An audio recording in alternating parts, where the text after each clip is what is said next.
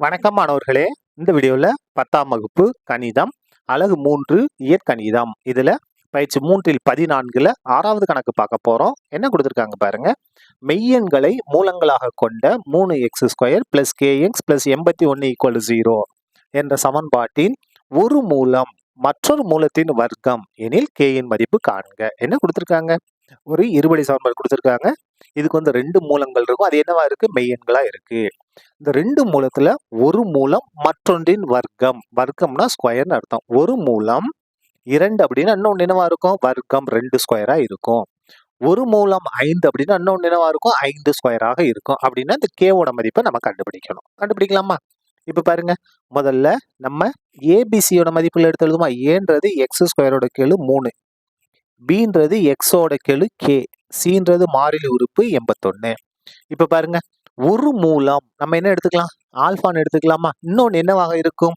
Alpha square. மற்றொரு மூலம் alpha square ஆகும். நம்ம என்ன ஒரு மூலம் 2, இன்னொன்று என்னது? 2 ஸ்கொயர்.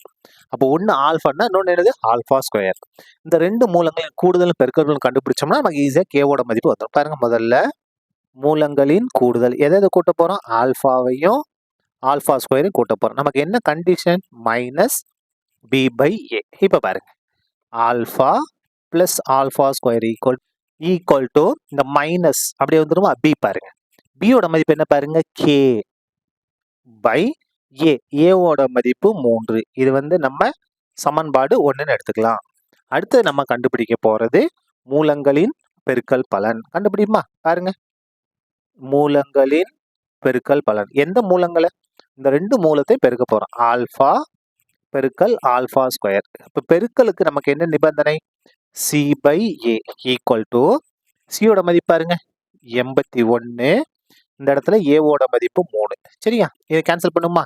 1 3 3, 2 3 6, 8 இருக்கு, 2 3 6, மிச்சம் 2 வந்தா 21, 7 3 21. இப்ப பாருங்க, ஆல்பாவையும் ஆல்பா ஸ்கொயரையும் பெருக்குனா ஆல்பா அடுக்கு 3, ஆல்பா அடுக்கு 3 ஈக்குவல் டு இங்க என்ன இருக்கு? 27. இப்ப பாருங்க, ஆல்பா அடுக்கு 3 ஈக்குவல் டு இந்த 27 3ன் அடுக்கு 3 எழுதலாம். சந்தேகம் பெருக்கி பாருங்க. எப்படி எழுதலாம்? 3 பெருக்கல் 3 பெருக்கல் 3 பெருக்குங்க 3 9 9 27. அப்ப 27 3ன் அடுக்கு 3 எழுதலாம். பிராக்கெட் கூட போட வேண்டிய அவசியம் இல்லை. பரவாயில்ல. இப்ப பாருங்க, இங்க பாருங்க, எது சமமா இருக்கு? அடிமானம் அடுக்கு சமமா இருக்கு இல்லையா? 3 3 அடுக்கு சமமா இருக்கு.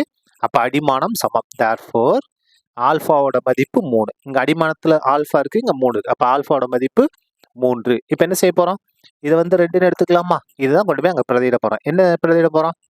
சமன்பாடு 2ஐ 1ல் பிரதியிட. 1வது சமன்பாடுல கொண்டு போய் பிரதியிட போறோம். பிரதியிடுமா?